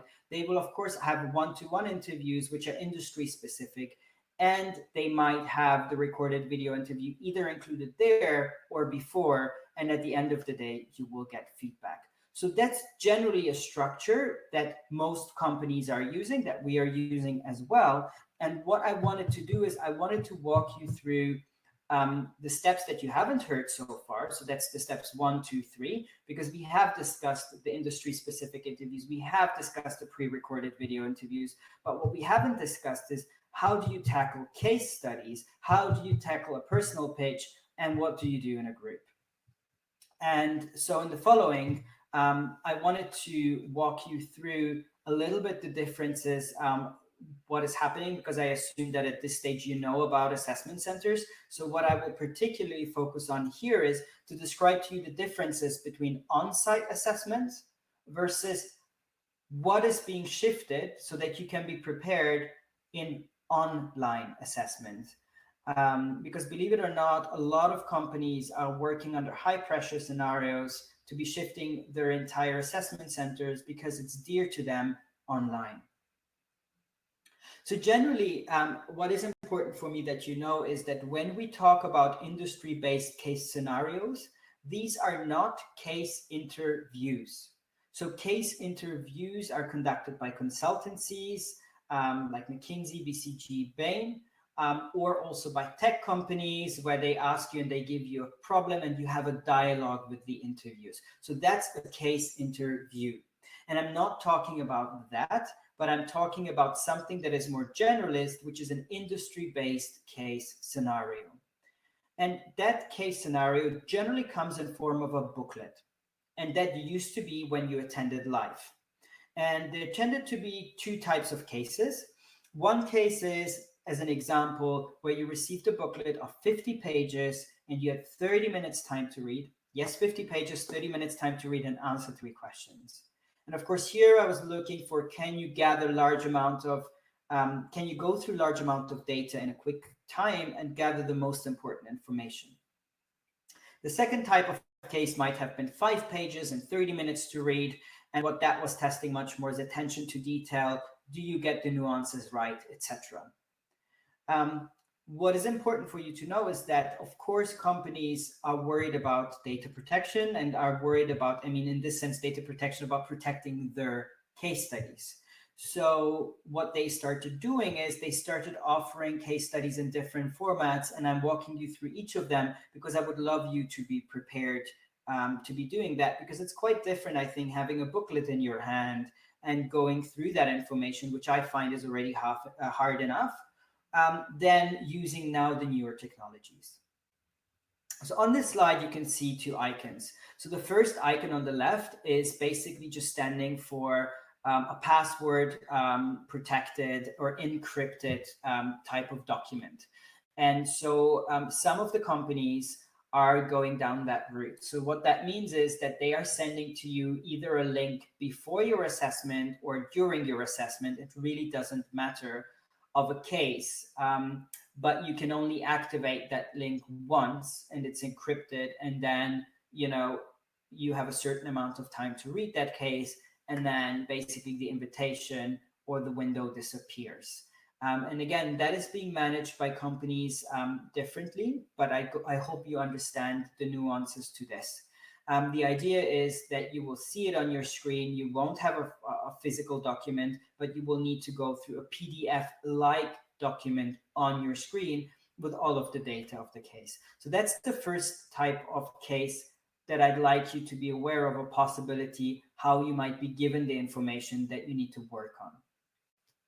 The second type of case is some companies have decided to say, well, we're moving away from a text format for 2 reasons. One is we're too worried that people can cheat, can take screen grabs, etc. of that, and they went over to produce audio files, which obviously are much more difficult to copy and that can be played back on site. What that means is that in terms of your attention and in terms of your select attention, you will need to start working on your listening skills and taking notes and being ready that you don't actually physically get certain material. So just going through audiobooks, I find very helpful for this.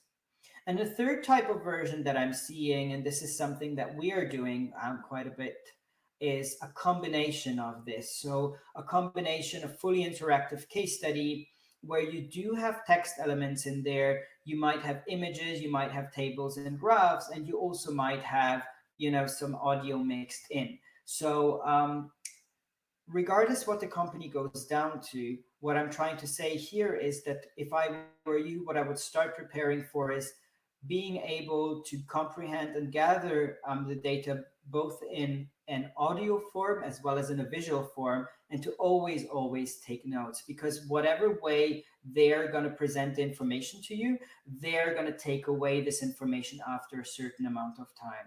And so for note taking, what becomes really important is that you're being selective about what is important or not, so that you don't overwhelm yourself with notes. That was it in terms of case reading, and I would love to move on to the next exercise unless there are any questions. No questions, so feel free to move on. I'll incorporate a question into the Q&A at the very end. We have about 10 minutes left.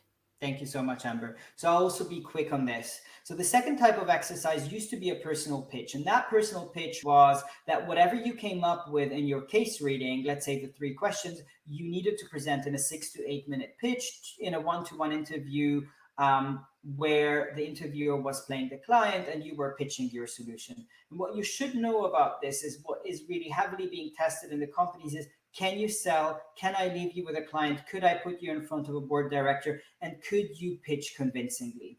And this, of course, is very easy to digitalize, because once you have read the case on Zoom or whatever platform, you will need to just pitch. And this is, by the way, where I recommend that you stand, where you're thinking also about visualizing. Maybe, as you have seen with Will, you could show up a hand-drawn slide and you think about how you can make this more entertaining. And again, the best way, again, Amber, I didn't talk to you that I would put you up here, is the best way is that you sign up to Pitch Perfect, you watch Amber's webinar on this, and that you take any opportunity to join the pitch challenges that are possible. I don't know if you want to mention anything to this, Amber, at this stage.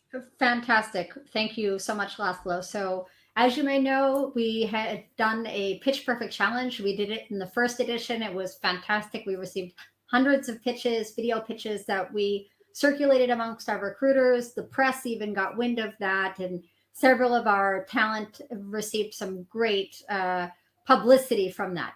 We have implemented once again the Pitch Perfect challenge. This time around, we will be selecting a different winner each week who will have a full career advising session with me, including a CV review, LinkedIn review, and cover letter review.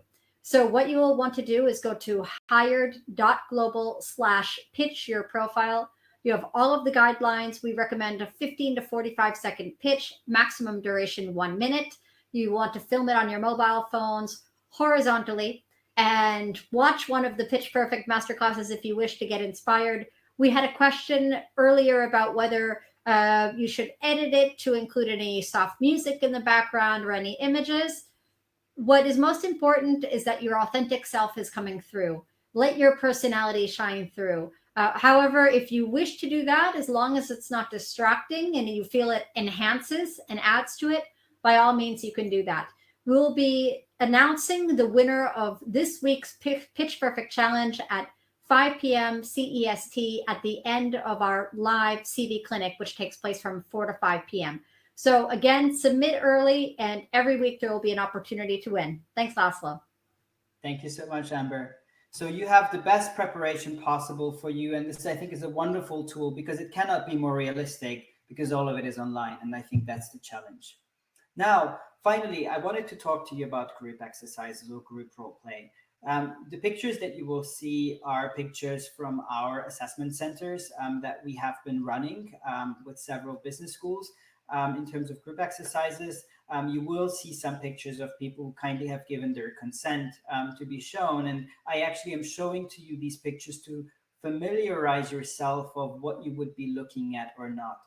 So in a live setting, it used to be a boardroom table where they would put 6 to 9 people around the table. So companies would do that. The 6 to 9 people would be you guys, and each of you would receive a role that you would need to defend and that you would passionately need to stand up for.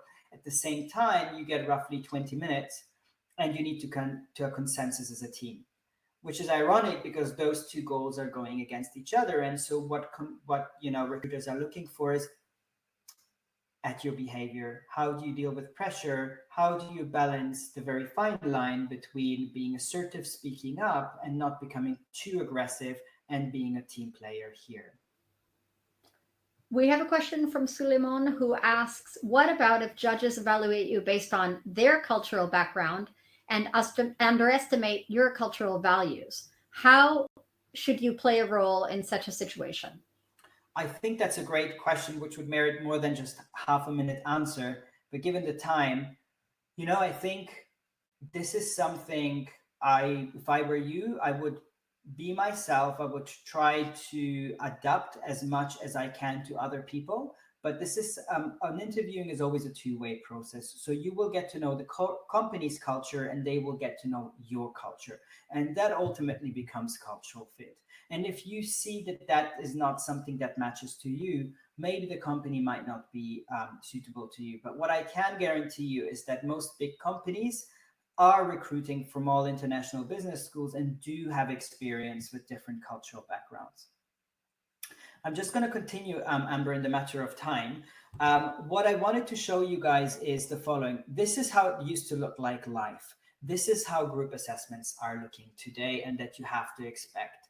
On the left, you see a hybrid version. So a hybrid version might take place if Corona starts to calm down, because of course companies also have the preference to invite people, but even if they invite people, at least some people will have difficulty with traveling. So if it's a hybrid version, it would mean some people are present in the room, and people are connected from home to that room, versus running it fully online, which it looks at the moment that all of the companies or most of the companies will be doing that. But the decisions will be made later during the year, and you should expect and anticipate last minute changes. But I want you just to be familiar with the different formats.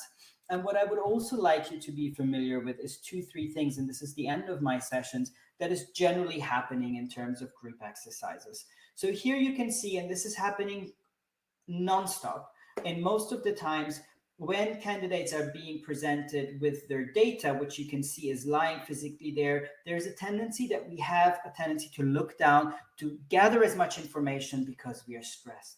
My biggest message here is you are being distracted. What we really look for is the 93%, your nonverbals, your ability to influence, and of course your tone of voice. Just looking at this picture, think about how fruitful this discussion might be. Versus another picture, which we see here, where you can also see that standing, grabbing a whiteboard, all contributes to who is in the lead and who is not. So what I'm trying to do is to sensibilize you of the dynamics that can happen in groups, and that are important online or offline. And this is a clip that I would have loved to show you, but in the matter of time, I won't. Just looking at this picture, I wonder who you think, if I played this clip to you, who will be the most proactive amongst these people and the most influential.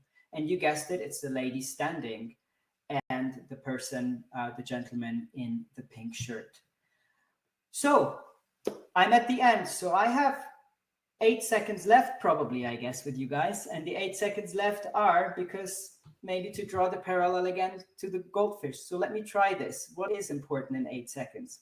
Well, online assessments are double tiring. So you want to showcase energy more than ever in assessments. And the 3 things that are important are quick, impactful, and deliberate. So turn on your camera and smile. That's my wish for you when you're going through online assessment. Thank you so much. If you want to stay in touch, I'd recommend you to join our LinkedIn group. I'd like to put that in the chat for everybody. If you want to be in touch with us, and of course, you're more than welcome to reach out to Nicola, who is our program manager and who can answer to all of your questions that you have. And I'll be happy to get back to you at the quickest and earliest convenience. I'm handing over to you, Amber. Thank you, guys.